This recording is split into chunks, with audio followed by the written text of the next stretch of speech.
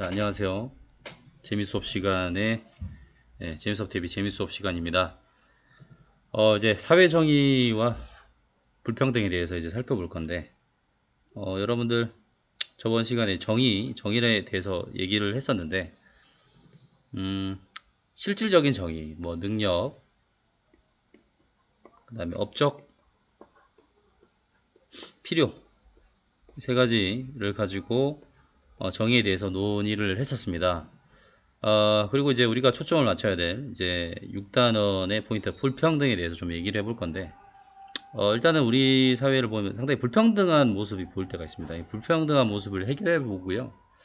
어떻게 하면 정의를 실현할 수 있을지 이제 가볼 건데, 첫 번째는 다양한 불평등 현상을 우리가 살펴보도록 하겠습니다.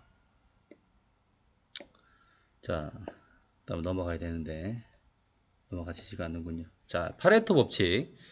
여러분 교과서 보시면 파레토 법칙이라는 말이 나오고 있습니다. 자, 한번 이제 파레토 법칙이 뭔지 상세하게 볼 건데, 이탈리아의 출신의 어떤 정치학자이자 사회학자, 경제학자다라는 거죠.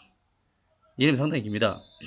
빌프레드 페데리코 다마조 파레토 이렇게 얘기를 하는데, 이탈리아 출신이에요. 근데 이제 이 사람이 이제 파레토 법칙을 얘기를 합니다. 이게 어떤 거냐면 상위 20%의 인구가 80%의 부를 소유하고 있다라는 사실을 이제 자연에 대한 관찰로부터 이끌어내는데, 나중에 이제 조지프 주란 이게 일반화돼서 이걸 파레토 법칙, 파레토 분포로 발전을 하게 됩니다. 자, 즉 20의 요인이 80을 결정한다라는 거예요. 자, 그래서 이제 뉴시스에서 이제 자료 출처를 가지고 왔는데, 자, 2080 법칙이라고 얘기를 합니다. 파레토 법칙. 그래서 방금 얘기했던 20% 상위 20%가 부의 80%를 가져간다라고 돼 있어요.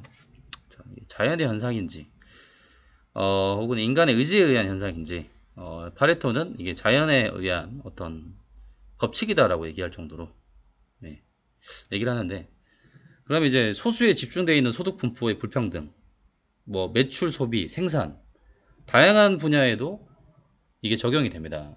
그래서 이제 선생님이 가져온 거는 국내 기업들의 매출과 고용에도 이 법칙이 적용이 될지 안 될지를 좀 살펴보려고 가져왔는데, 대기업 매출 비중을 좀 살펴봤습니다. 큰 곳 삼성이죠. 삼성 여기 있고요. 그 다음에 64개 대기업 집단 매출에 뭐 삼성, 현대, SK 뭐 등등 있는데, 뭐 더 많습니다. 더 많은데 대표적인 이제 세 개의 대기업이죠. 집단 매출 중 19.4%, 314조 원을 차지했다. 현대차 11.5%, SK그룹 10% 등이 뒤를 따랐다고 얘기를 하네요. 자, 그래서 이 자료에 따르면 국내 64개 대기업 집단의 총 매출액이 1617조 원, 우리나라 명목 GDP 1919조 원의 84.3%에 달하는 금액이었다. 자, 아까 파레토가 얘기했던 80%에 달하는 어떤 우리나라의 국부의 80% 가까이 차지하고 있다라는 거죠. 네, 굉장히 놀라운 수치입니다. 자, 소수의 대기업 집단이 전체 매출의 대부분을 만들어내고 있는 상황이고요. 이는 곧 고용 인원으로 봤을 때는 11%의 고용 인원이 국내 명목 GDP의 80% 이상을 창출하고 있다고 풀이가 되고 있습니다. 그래서 19세기 경제학자가 발견한 이 법칙이 21세기에도 그 격차가 더욱 벌어지고 있다는 거죠. 자, 그래서 우리가 도입 부분에 저울을 봤습니다. 저울을 봤는데 저울의 수평을 다시 맞추려면 여러분 어떤 방법이 필요할까요? 한번 생각해 보시고요. 답을 한번 제시해 보겠습니다. 자선과 기부문화 활성화, 그 다음에 소득 재분배 정책, 사회복지제도 실시 등을 하면 되겠죠. 그래서 이제 특히 이제 사회복지제도 파트는 이제 다음 이제 챕터에서 상당히 중요한 부분이기 때문에 요거 좀 이제 자세하게 좀 이제 여러분들 좀 집중해 주셨으면 좋겠고요. 오늘은 생각 열기입니다. 여러분들 선생님 좋아하는 이제 감독님의 영화인데요. 설국열차 여러분들 다들 보셨나요? 네, 다시 한번 가보겠습니다. 여기서 보시면 이제 영화에서 이제 메이슨이라는 사람이 나와요. 메이슨. 이제 배우 이름은 틸다 스윈턴이죠. 영화 첫 장면에 등장을 하는데 어떤 장면이 등장을 하냐면 철국 열차가 있습니다. 굉장히 이제 나중에 줄거리 소개시켜 줄 건데 첫 장면이 그 장면이에요. 사람의 팔을 이제 기차 바깥으로 이렇게 내놓습니다. 팔을 이렇게 내놔요.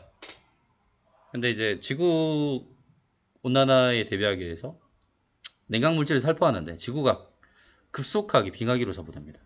그래서 그 팔이 막 이제 얼어붙어가지고 얼어붙은 상태에서 그 팔을 꺼내가지고 네, 많은 사람들이 보는 앞에서 망치로 그 팔을 부셔버리죠. 그리고 이제 메이슨이 등장을 합니다. 메이슨이 등장을 해서 이런 대사를 합니다. 누구도 신발을 머리 위로 쓰진 않는다. 갑자기 사투리가 나오네요. 죄송합니다. 표독스럽게 얘기해요. 틸다 스윈튼. 신발은 그러라고 만든 게 아니니까 뭐 이런 식으로 이제 표독스럽게 얘기를 하는데 신발 머리 위로 쓰고 다니는 친구 있나요? 네, 뭐 웃기려고 하는 거겠죠. 웃기려고 이제 하는 건데 실제로 신발을 누구도 머리 위로 쓰고 다니지는 않습니다. 왜냐하면 신발은 신발 나름의 정해진 네, 위치가 있죠. 자, 정해진 위치가 항상 있습니다. 모자도 그렇죠. 모자를 우리가 발에다가 끼고 다니나요? 그렇지 않다라는 거죠. 각자의 사물은 각자의 위치가 있다. 사물이 아니라 사람도 역시 각자의 위치가 있다라는 얘기를 이제 메이슨이 얘기를 하고 있습니다. 자, 애초부터 자리는 정해져 있다. 나는 애초부터 앞좌석, 당신네들은 꼬리칸이다. 이렇게 얘기를 하고 있는데 네, 마지막으로 이런 얘기를 하죠. 당신들의 위치를 잘 알라고. 당신들 자리나 지켜라. 뭐 다른 얘기로는 네 분수를 알아라 이런 얘기를 하는 것 같은데 그리고 이제 기차의 제일 앞좌석에 있는 가장 부유한 사람입니다. 이 사람인데 윌포드라는 사람이에요. 윌포드가 이제 기차는 세상이고 기차에 타고 있는 사람들이 곧 인류다 이렇게 얘기를 합니다. 이 메이슨과 이 윌포드의 어떤 대사 속에서 느껴지는 게 우리의 현실 속에서 각자의 위치가 정해져 있고 계급에 따라서 그 불평등을 감내하면서 살아가야 된다라는 어떤 운명론적인 얘기를 이 영화에서는 하고 있어요. 그래서 우리 사회에 만연한 불평등의 모습을 열차 속 세계에 정확하게 묘사를 해두고 있습니다. 그래서 상당히 많은 어떤 사실 이게 프랑스 웹툰이었습니다. 프랑스 만화였는데 이게 영화화되면서 프랑스인들에게 상당히 많은 극찬을 받았던 영화이기도 하고요. 열차 속에 존재하는 계급 불평등의 현실을 그대로 받아들이라는 우리 이 명령. 여러분들은 이 명령을 따를 수 있나요? 뭐 이런 질문을 할 수도 있겠습니다. 뭐 열차에서 내리면 되지 않을까요? 바로 얼어 죽습니다, 여러분들. 영화에서. 설정에서는. 잠시 팔을 내놨는데 이제 얼어버리죠. 근데 열차에 내릴 수 없는 이런 현실을 이제 가정하고 있다라는 거죠. 자, 그래서 줄거리를 좀 이제 얘기를 하자면 각 나라 정부들이 지구온난화 문제를 해결하기 위해서 CW7 기후물질을 살포합니다. 아까 얘기했던 것처럼 새로운 빙하기가 찾아오고요. 각 칸은 계급으로 이제 나누어져 있습니다. 앞칸으로 갈수록 상류층, 뒷칸으로 갈수록 빈민층이다. 그래서 여기서 1년에 지구를 한 바퀴 도는 설국 열차만 인간이 마지막으로 생존할 수 있는 곳이다라는 거죠. 굉장히 희소하고 중요한 생존의 공간이다라는 겁니다. 그럼 결국은 설국 열차는 아까 이제 밀포드의 대사처럼 기차가 곧 인류다라고 얘기할 수 있겠죠. 자, 열차가 달린 지 17년째 춥고 배고픈 사람들이 박을 대는 열차의 맨 뒷칸, 꼬리칸에는 살고 있던 커티스는 부조리한 현실 속에서 반란을 일으킵니다. 이 커티스는 여러분들 다들 아시죠? 캡틴 아메리카. 네. 넘어가세요. 자, 이게 보시면 뭐 찬반이 아닙니다. 이거 영화 속 내용에 불과하다. 아니다. 우리 현실도 기차와 다를 바 없다. 이렇게 주장하는 사람들이 있습니다. 그런데요. OECD 주요국 소득 불평등 변화. OECD에서 이제 가져온 자료인데요. 소득 상위 10%와 하위 10%의 소득 차이가 이렇습니다. 미국은, 독일은 모든 국가들이 다 어때요? 네. 10%의 소득 차이가 2010년에서 2060년으로 넘어가면서 그 격차는 조금 더 벌어지고 있다라는 거죠. 네, 결국은 상위 10%가 하위 소득의 미국 같은 경우는 5배를 가지고 있었는데 50년 뒤에는 6배까지 벌어진다라는 겁니다. 한국은요 5배 가까웠는데 6.46배까지 커진다라는 거죠. 네, 가면 갈수록 소득 불평등, 이 불평등 현상, 경제적 불평등 현상은 좀 더 심화될 수밖에 없다. 이런 얘기를 보여주는 단적인 분석 자료, 도표 자료가 아니었나 생각이 듭니다. 자, 그래서요, 결론은 소득 불평등은 점점 더 심화됩니다. 2060년 우리 사회의 모습은 여러분들 설국열차의 계급사회와 같게 될까요? 열차 속 세계의 갈등보다 훨씬 더 다양한 측면에서 만연해 있는 우리들의 불평등 현상, 이것들을 좀 살펴보는 시간을 가져보도록 하겠습니다. 자, 여러분들 오늘의 학습 목표인데요. 첫 번째는 사회 및 공간 불평등 현상의 다양한 사례들을 제시할 수 있다. 두 번째, 사회 및 공간 불평등 현상이 발생하는 원인을 분석할 수 있다. 보겠습니다. 자, 이제 넘어가서 이제 크게 사회 계층의 양극화, 그 다음에 공간 불평등, 사회적 약자에 대한 차별, 이런 세 가지 이제 주요 주제들을 수업 시간에 살펴보도록 할게요. 자, 다양한 불평등 현상인데요. 일단은 사회 계층 현상을 살펴보면서 사회 계층의 양극화에 대해서 한번 살펴보겠습니다. 일단은 계층을 여러분 거꾸로 얘기해 보시면 층계죠. 층계. 우리 층계는 뭐 이렇게 생겼습니다. 계단을 올라간다는 거죠.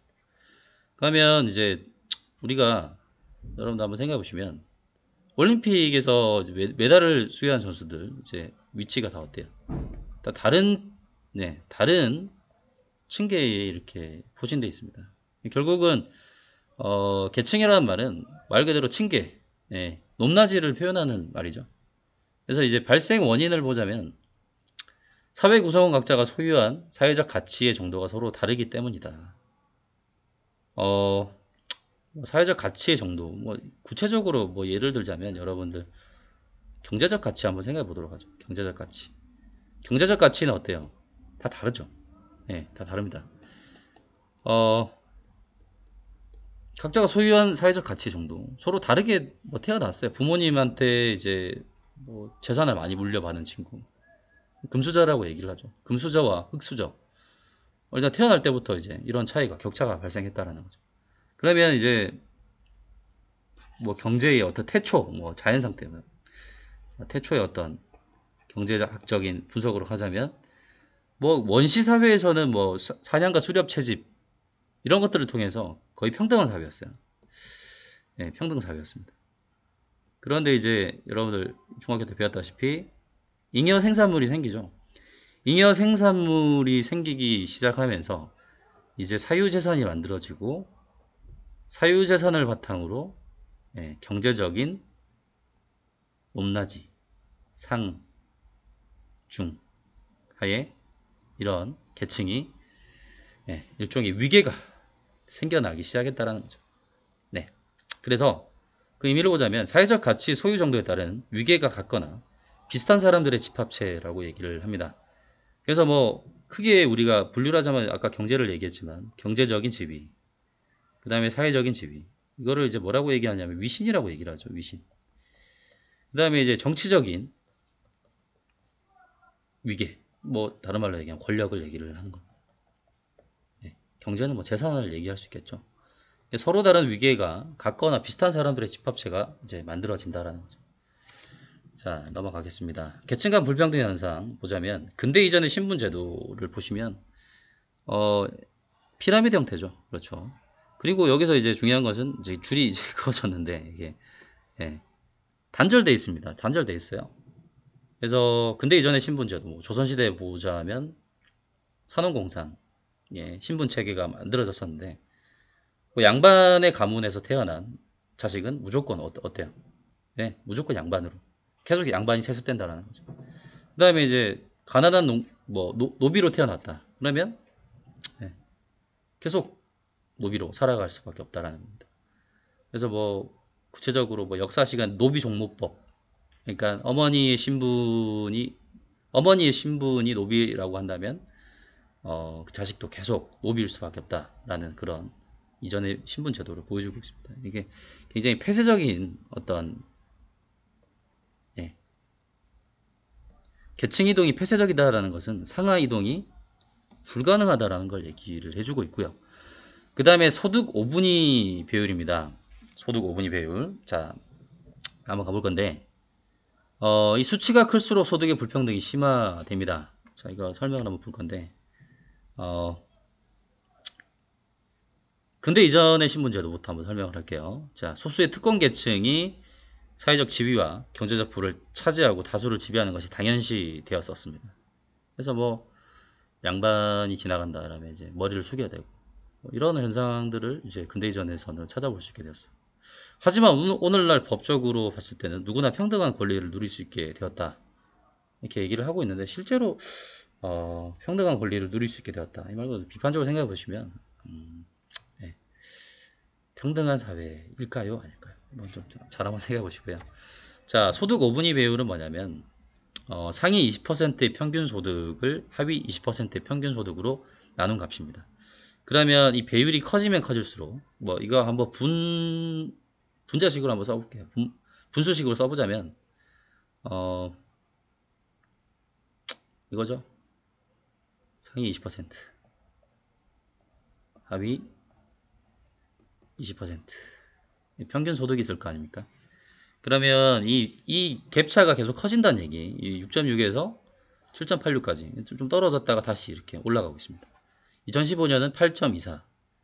그러니까 하위 20%와 상위 20%의 격차가 6배였는데 8배까지 격차가 벌어진다라는 거죠.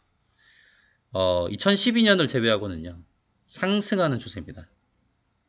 이는 각종 분야, 보건, 문화, 교육 등의 불평등으로 이어지면서 사회계층의 양극화를 좀 더 심화시키는 요인이 된다는 거죠. 그래서 이제 그래프를 여러분들 좀 분석하는 능력, 좀 이걸 보시면서 좀 길렀으면 좋겠고, 그러면 여러분들 뭐 질문을 좀 드리겠습니다. 만약에 이제 소득 5분위 배율의 어떤 배율이 낮아지면 평등해지는 거예요, 불평등해지는 거예요. 그렇죠. 평등해지는 거죠. 그렇죠. 자, 넘어가겠습니다. 자, 사회계층의 양극화 현상.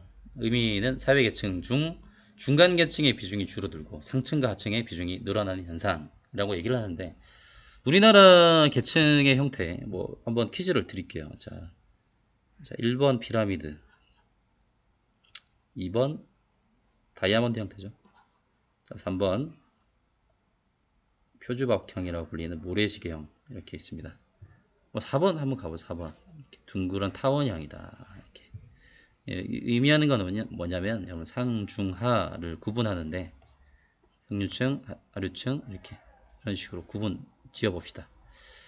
자, 구분을 지어본다면, 자, 우리나라는 이 네 가지 유형 중에서 어디에 속할까요? 여러분들의 정답 소리가 들려오는 것 같습니다.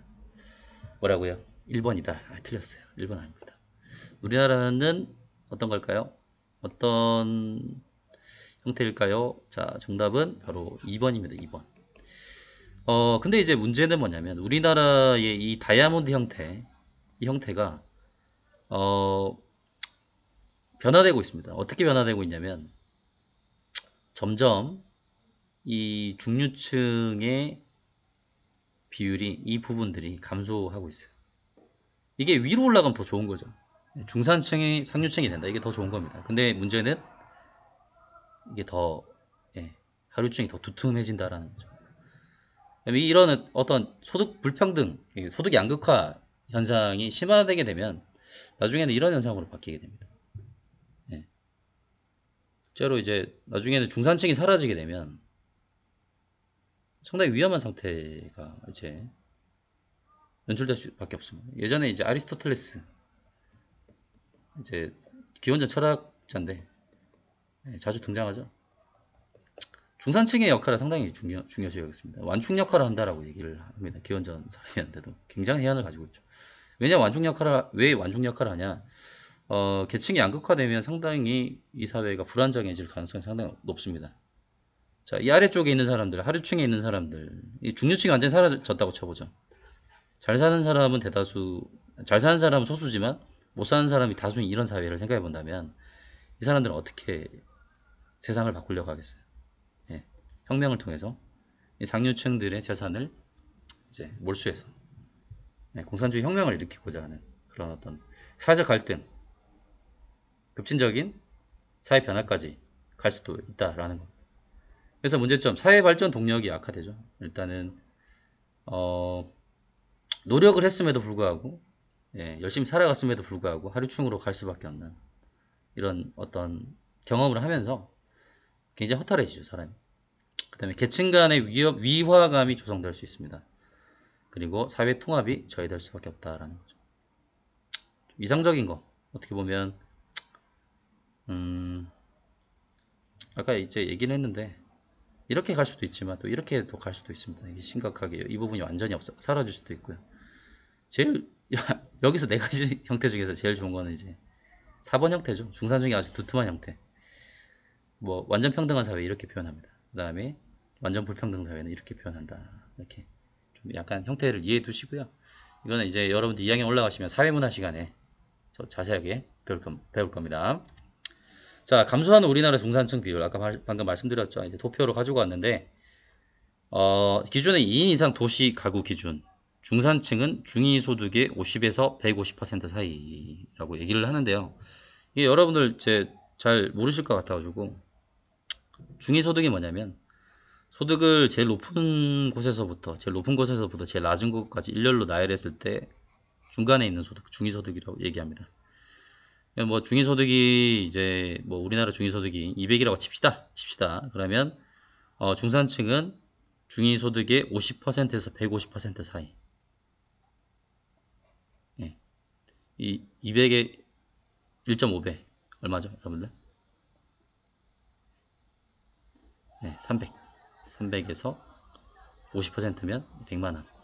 뭐 이 사이를 중위소득이라고 얘기를 할 수 있겠죠. 중위소득 중산층을 가진 중산층이라고 이제 얘기를 하는데 여기가 이제 중위소득이고요. 이 사이를 중산층이라고 얘기를 합니다. 근데 이제 보시면 이 중산층이 75.4%에서 지속적으로 하락하죠. 그리고 여기서 잠시 반등을 합니다. 감소하는 우리나라 중산층 비율에 대해서 얘기를 하는데 우리나라 사회계층의 양극화 현상이 꾸준히 심화되고 있음을 나타내는 그래프다라는 거 기억해 두시고 소득 5분위 배율 소득계층을 5개로 나누어서 평균소득 평균소득으로 나눈 값 이것도 이제 아까 살펴봤기 때문에 이제 넘어가도록 하겠습니다. 자, 이거 좀 중요한데요. 여러분들 이거 뭐 중요하다고 하면 여러분들 다 아시죠? 왜 중요한지 아시죠? 중요합니다. 이거는 2학년에 가서 또 여러분들 더 자세하게 배우실 건데 오늘 수업 좀 길어질 수 있습니다. 왜냐하면 중요한 파트이기 때문에 계급과 계층 이제 요즘에 이제 친구들이 잘 구분을 안 해요. 근데 사실은 학문적으로 따져보면 계급과 계층은 엄밀히 구분이 됩니다. 마르크스는 계급이란 말을 쓰고요. 베버는 이제 다원적 불평등론으로서 계층이라는 말을 써요. 자, 이걸 좀 자세하게 살펴볼 건데 2학년에 가서 좀 더 자세하게 살펴보고 여러분들 1학년 때는 그냥 간단한 어떤 계급과 계층을 구분하는 기준 정도 이 정도만 좀 파악하고 이제 넘어갈 건데 일단은 먼저 이제 태어난 사람은 마르크스입니다. 1818년도에 태어나죠. 그리고 베버는 1864년도에 태어납니다. 베버가 다 동생이죠. 계급을 얘기하는데 일단은 계급은 굉장히 이제 계급을 분류하는 기준 자체가 단 한 가지밖에 없어요. 그게 뭐냐면 생산수단을 소유하고 있냐 없냐를 가지고 나타내는 거예요. 생산수단을 가진 자를 유산자라고 얘기를 하고요. 생산수단을 가지고 있지 못한 자를 무산자라고 얘기를 합니다. 자, 유산자를 다른 말로 자본가, 자본을 가진 자, 무산자를 노동자라고 얘기하죠. 가진 것은 몸뚱아리밖에 없는 사람. 프롤레타리아라고 얘기를 하고요. 자본가를 부르주아라고 얘기를 합니다. 자, 이렇게 분류를 하는데 여기서 이론론 한 가지 기준에 따라서 구분한다고 해서 이론론이라고 얘기를 하는데 방금 말씀드렸다시피 생산수단의 소유 여부를 가지고 구분해요. 생산수단이라고 얘기를 한다면 농민에게 있어서 생산수단은 농가 밭이겠죠. 그렇죠. 자, 공장주에게 있어서 생산수단은 공장 건물이나 공장 기계 이런 것들을 소유한 사람들을 유산자이자 자본가라고 부른다. 그래서 생산수단의 소유 여부 가지고 이 한 가지 단순한 단일한 기준을 가지고 구분을 합니다. 그래서 어때요? 둘로 나눈다라는 거죠. 둘로 나눈다. 이분법적이다. 자본가 아니면 노동자로 구분한다라는 겁니다. 그래서 불연속적으로 구분된다라는 거죠. 자, 그래서 자본가 계급과 노동자 계급으로 지배 계급과 피지배 계급의 관계로 구분을 하고요. 그래서 계급 간 대립과 갈등은 불가피합니다. 그리고 계급의식이 강해요. 이제 계급의식이 강한 건 어떤 층이냐면 노동자층. 그러니까 실질적인 마르크스는 이런 얘기예요. 실질적으로 이제 진짜 노동자와 가짜 노동자를 구분하는 것은 귀속의식. 그러니까 계급의식을 강하게 느끼는 자신의 계급적인 사회적 위치를 정확하게 판단하고 느끼는 사람을 진정한 노동자라고 얘기를 하죠. 자, 그리고 계급의식이 강하면 계급 간 이동이 제한된다고 설명을 합니다. 근데 이제 이게 마르크스의 단점인데 이걸 굉장히 긴 설명을 해야 되는데 맛만 좀 보여드리려 하니까 설명이 굉장히 길어지는데 다양한 사회계층의 형성을 설명하지 못해요. 좀 이제 얘기를 하자면 여러분들 우리가 계급 구분할 때 자본가랑 노동자로만 구분할 수 있나요? 구분할 수 없죠. 요즘에 여러분들 실검에 예전에 실검 많이 떴는데 동학 개미 운동 이런 거 보시면 요즘에는 주식 안 하는 사람이 없습니다. 주식이 뭐냐면 그 회사의 자본을 일정 정도 소유하는 거죠. 회사의 지분을 어느 정도 소유하는 겁니다. 그러면 선생님이 만약에 노동자라고 칩시다. 뭐 대기업에 다니는 노동자인데 뭐 생산직이라고 할게요. 자동차를 만든 사람입니다. 근데 그 대기업의 주식을 내가 보유하고 있어. 그러면 나는 노동자야 아니면 자본가? 노동자라고 얘기할 수도 없고 자본가라고도 얘기할 수 없는 애매모호한 어떤 그런 계층의 형태를 예, 산업자본주의 현상. 그러니까 1818년에서 1864년 베버가 태어난 이후에 1900 초반에까지 1900년대 오랜만이니까 혀가 좀 꼬이네요. 이해해 주십시오. 1900년대 초반에 주식시장이 좀 더 이제 발전하면서 직업은 좀 더 분화가 되고 마르크스가 살았던 그 시대 때보다 직업은 좀 더 분화되고 다양화되어지면서 이전에 마르크스가 얘기했었던 이 계급론을 가지고는 다양한 어떤 여기서 보여지는 다양한 그 계층 현상을 설명할 수가 없는 거예요. 네. 그래서 이런 단점이 있다라고 이제 누가 얘기를 비판을 하냐 베버가 비판을 합니다. 그래서 이제 등장하는 게 뭐냐면 베버는 좀 지울게요. 베버는 이렇게 얘기를 하죠. 자, 왜 안 지워지지? 자, 여기서 이제 설명을 할 건데 이제 1900년대의 다양한 이제 계층 분화 현상에 대해서 이제 설명을 하는데 마르크스가 얘기한 것도 일리가 있지만 베버가 봤을 때는 좀 더 다양하게 다양한 요인에 따라서 서열화된 집단으로 구분을 지어야 된다라고 얘기를 해요. 계급, 지위 집단, 파당. 아까 얘기했죠. 경제적인 자원, 경제적 위치, 그 다음에 지위 집단으로서의 위신, 권력으로서의 파당, 정치적인 권력 이렇게 얘기를 할 수 있다는 거죠. 자, 서열화된 집단이 있는데 이거는 아까 전에 봤지만 여기는 단절되어 있고 끊어져 있죠. 그래서 이분법적이고 불연속적인데 서열적이고 연속적으로 배열되어 있다고 얘기합니다. 어떤 거냐면 이거는 단순하게 여기 계급론에서 단순하게 이제 두 가지를 끊어서 설명을 하는데 여기서 보시면 경제적인 자원들을 굉장히 세분화해서 끊고 있죠. 위신 이런 것도 보시면 권력도. 근데 사실은 좀 더 촘촘하게 끊을 수 있죠. 만약에 이제 우리가 소득을 아까 얘기했지만 상위권부터 하위권까지 뭐 성적을 한번 얘기해 보겠습니다. 성적도 상중하로 구분할 수 있지만 상위권부터 하위권까지 쭉 구분할 수 있어요. 백분율로 나타내면 100%까지 정확하게 구분할 수 있습니다. 그러니까 그냥 뭐 어떤 얘기를 들 수 있냐면 연속적인 스펙트럼이라고 생각해 보시면 돼요. 연속적인 스펙트럼. 그래서 굉장히 서열적이고 연속적으로 계층을 쭉 나열해 놓고 있다는 거죠. 마르크스는 이분법적이고 단절적이었는데 그렇죠? 불연속적이었는데 자 그래서 상중 하층으로 구분하는데 사실 이것보다 좀 더 다양하게 구분을 해요. 어떻게 하냐면 뭐 중상 상 중하 뭐 이런 식으로 좀 더 아까 얘기했던 스펙트럼처럼 다양하게 구분할 수도 있습니다. 그 다음에 지위 불일치 현상 이건 뭐냐면 이거 한번 얘기해 볼게요. 자 경제적 지위 그 다음에 정치적 지위 사회적 지위 뭐 상중하가 있다. 상중하라고 이제 얘기를 해보겠습니다. 그러면 사실 경제적 지위는 상인데 정치적 지위나 사회적 지위가 완전히 하인 사람들이 있어요.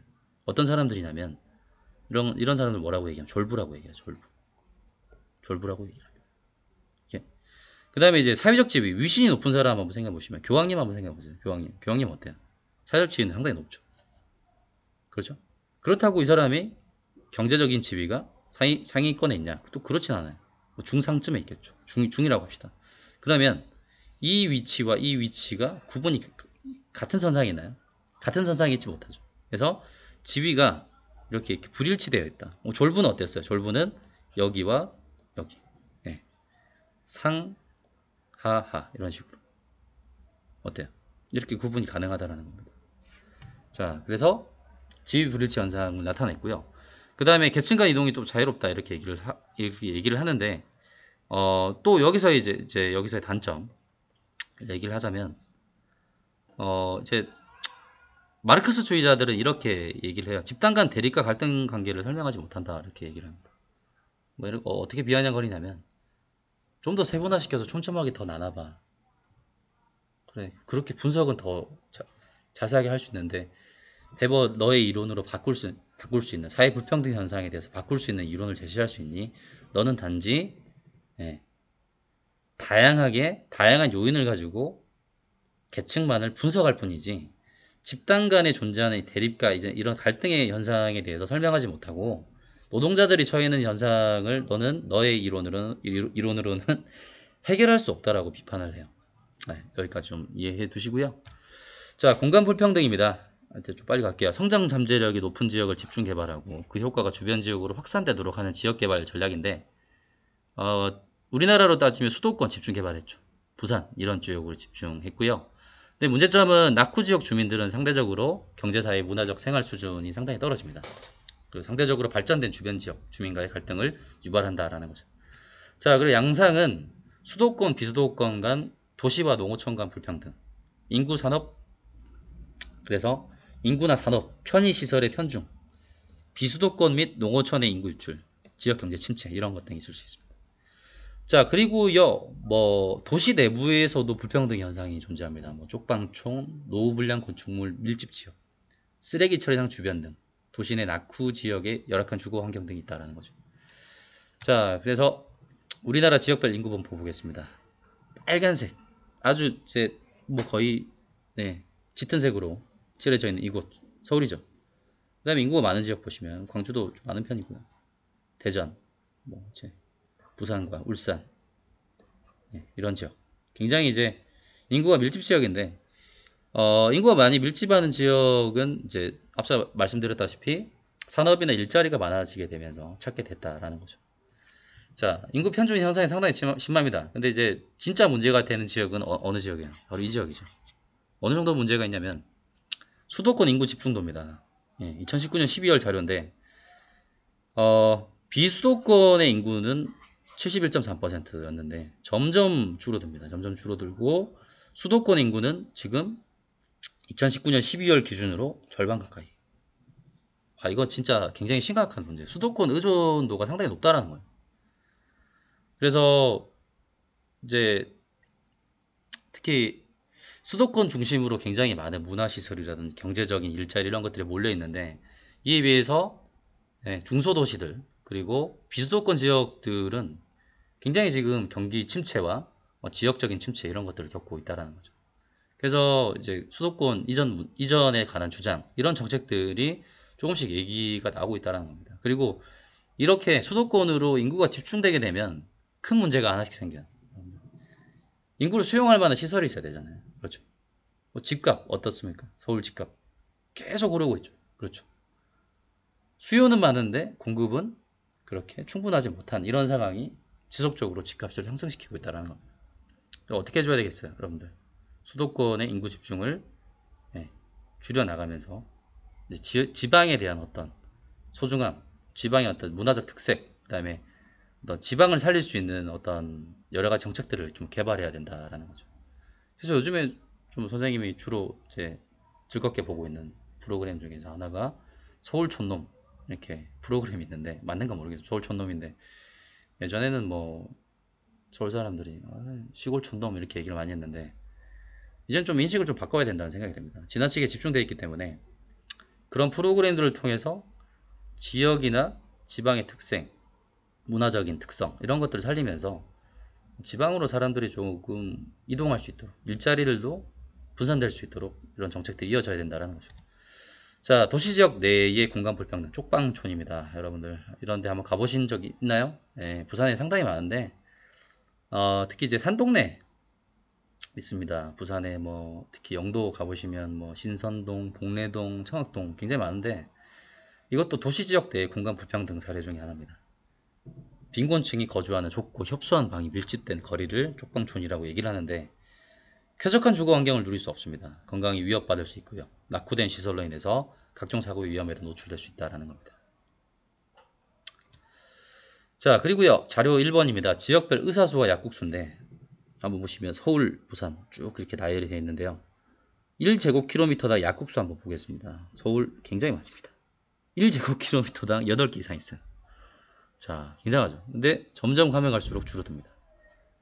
특히 이제 이 지역들, 강원부터 시작해서 이 지역들을 보시면 굉장히 심각하죠. 네. 그 다음에 1000명당 의료기관 종사 의사 수 명도 이제 좀 차이가, 이거는 조금 차이가 있는데, 지금 광주에 살고 있는데, 굉장히 좀 높은 수준이에요. 광주, 대전. 자, 근데 특히 뭐 세종, 경남, 경북, 전남 이런 쪽 이제 이런 쪽 가면 갈수록 1000명당 의료기관 종사 의사수 적다라는 거예요.